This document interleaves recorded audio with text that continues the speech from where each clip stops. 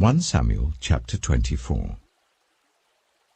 After Saul returned from pursuing the Philistines, he was told, "David is in the desert of En-Gedi." So Saul took 3,000 able young men from all Israel and set out to look for David and his men near the crags of the wild goats. He came to the sheepfolds along the way. A cave was there, and Saul went in to relieve himself. David and his men were far back in the cave. The men said, "This is the day the Lord spoke of when he said to you, 'I will give your enemy into your hands for you to deal with as you wish.'" Then David crept up unnoticed and cut off a corner of Saul's robe. Afterwards, David was conscience-stricken for having cut off a corner of his robe. He said to his men, "The Lord forbid that I should do such a thing to my master, the Lord's anointed, or lay my hand on him. For he is the anointed of the Lord." With these words David sharply rebuked his men, and did not allow them to attack Saul. And Saul left the cave and went his way. Then David went out of the cave and called out to Saul, "My lord the king." When Saul looked behind him, David bowed down and prostrated himself with his face to the ground. He said to Saul, "Why do you listen when men say, 'David is bent on harming you'? This day you have seen with your own eyes how the Lord gave you into my hands in the cave. Some urged me to kill you, but I spared you. I said, 'I will not lay my hand on my Lord, because he is the Lord's anointed.' See, my father, look at this piece of your robe in my hand. I cut off the corner of your robe, but did not kill you. See that there is nothing in my hand to indicate that I am guilty of wrongdoing or rebellion. I have not wronged you, but you are hunting me down to take my life. May the Lord judge between you and me, and may the Lord avenge the wrongs you have done to me, but my hand will not touch you. As the old saying goes, 'From evildoers come evil deeds,' so my hand will not touch you. Against whom has the king of Israel come out? Who are you pursuing? A dead dog? A flea? May the Lord be our judge and decide between us. May he consider my cause and uphold it. May he vindicate me by delivering me from your hand." When David finished saying this, Saul asked, "Is that your voice, David my son?" And he wept aloud. "You are more righteous than I," he said. "You have treated me well, but I have treated you badly.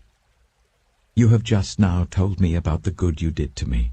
The Lord gave me into your hands, but you did not kill me. When a man finds his enemy, does he let him get away unharmed? May the Lord reward you well for the way you've treated me today. I know that you will surely be king, and that the kingdom of Israel will be established in your hands. Now swear to me by the Lord that you will not kill off my descendants, or wipe out my name from my father's family." So David gave his oath to Saul.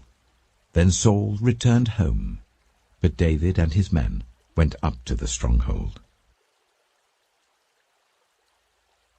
Psalm 57. Have mercy on me, my God, have mercy on me. For in you I take refuge.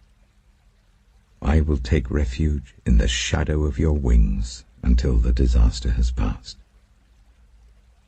I cry out to God Most High, to God who vindicates me. He sends from heaven and saves me, rebuking those who hotly pursue me. God sends forth his love and his faithfulness. I am in the midst of lions. I am forced to dwell among ravenous beasts, men whose teeth are spears and arrows, whose tongues are sharp swords. Be exalted, O God, above the heavens. Let your glory be over all the earth. They spread a net for my feet. I was bowed down in distress. They dug a pit in my path, but they have fallen into it themselves. My heart, O God, is steadfast. My heart is steadfast. I will sing and make music. Awake, my soul, awake, harp and lyre. I will awaken the dawn. I will praise you, Lord, among the nations. I will sing of you among the peoples. For great is your love, reaching to the heavens. Your faithfulness reaches to the skies. Be exalted, O God, above the heavens. Let your glory be over all the earth. Psalm 58. Do you, rulers, indeed speak justly? Do you judge people with equity? No. In your heart you devise injustice, and your hands mete out violence on the earth. Even from birth the wicked go astray. From the womb they are wayward, spreading lies. Their venom is like the venom of a snake, like that of a cobra that has stopped its ears, that will not heed the tune of the charmer, however skilful the enchanter may be. Break the teeth in their mouths, O God. Lord, tear out the fangs of those lions. Let them vanish like water that flows away. When they draw the bow, let their arrows fall short. May they be like a slug that melts away as it moves along, like a stillborn child that never sees the sun.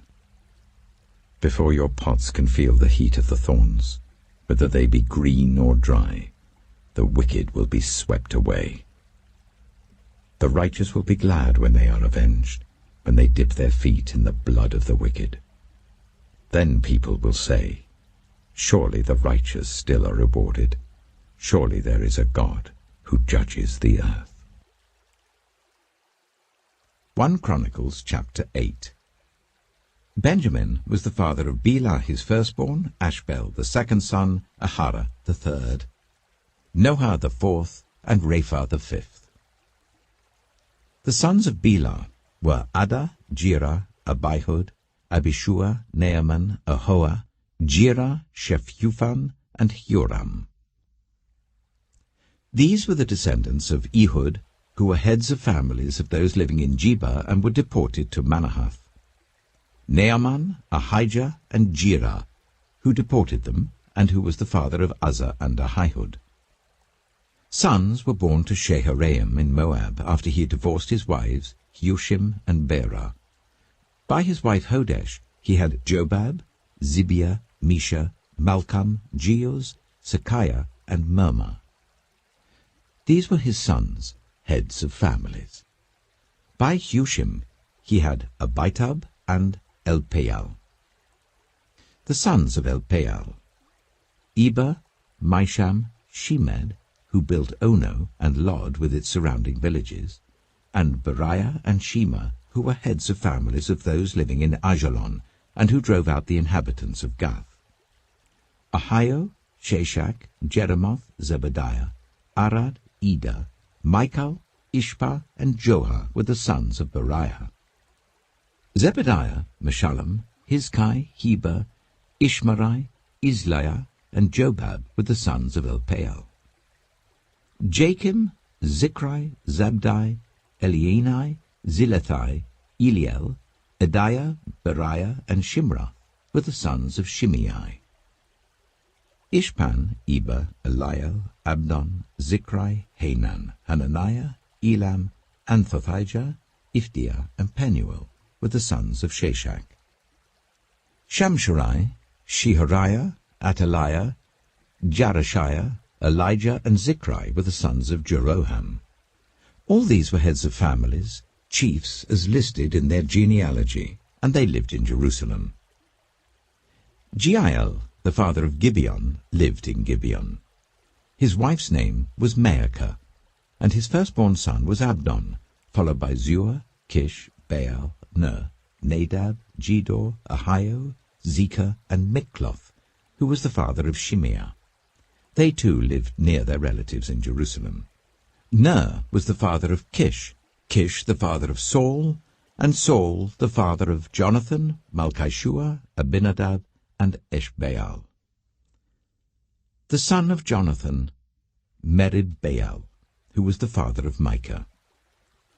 The sons of Micah: Pithon, Melech, Teriah, and Ahaz.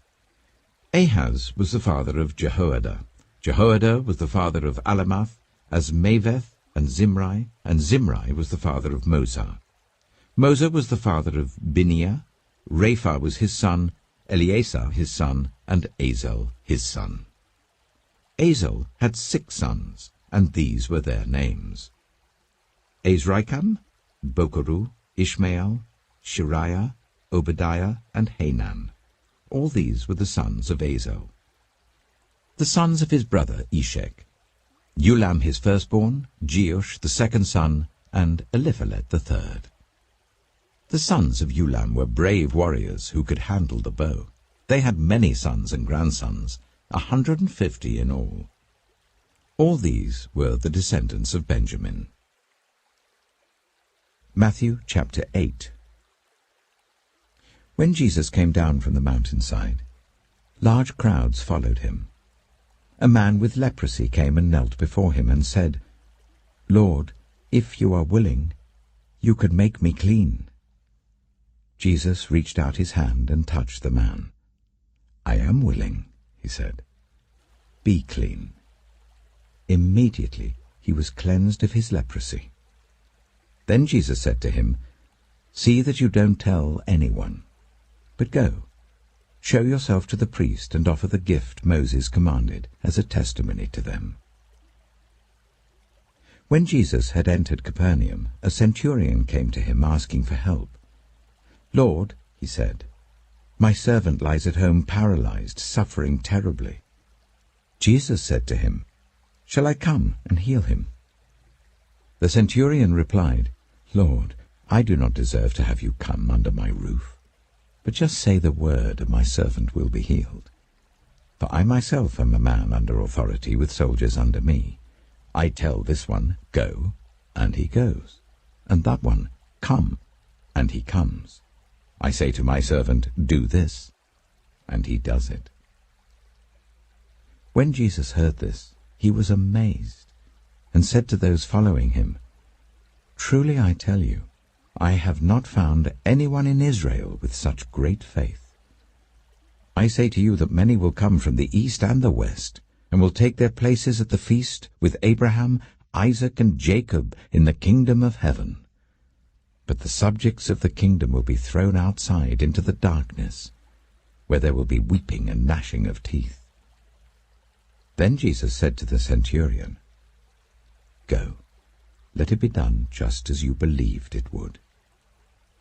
And his servant was healed at that moment. When Jesus came into Peter's house, he saw Peter's mother-in-law lying in bed with a fever. He touched her hand, and the fever left her, and she got up and began to wait on him. When evening came, many who were demon-possessed were brought to him, and he drove out the spirits with the word, and healed all who were ill.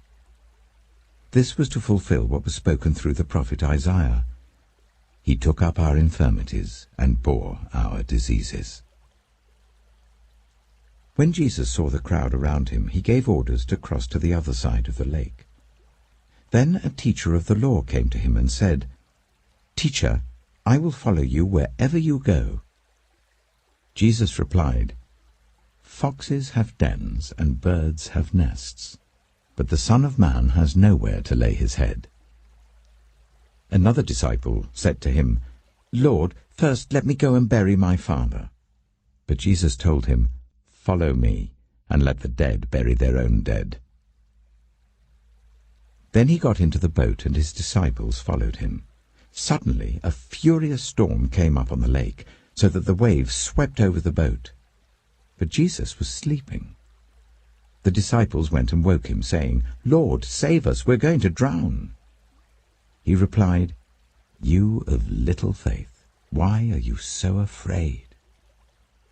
Then he got up and rebuked the winds and the waves, and it was completely calm. The men were amazed and asked, "What kind of man is this? Even the winds and the waves obey him." When he arrived at the other side in the region of the Gadarenes, 2 demon-possessed men coming from the tombs met him. They were so violent that no one could pass that way. "What do you want with us, Son of God?" they shouted. "Have you come here to torture us before the appointed time?" Some distance from them a large herd of pigs was feeding. The demons begged Jesus, "If you drive us out, send us into the herd of pigs." He said to them, "Go." So they came out and went into the pigs, and the whole herd rushed down the steep bank into the lake and died in the water. Those tending the pigs ran off, went into the town and reported all this, including what had happened to the demon-possessed men. Then the whole town went out to meet Jesus, and when they saw him, they pleaded with him to leave their region.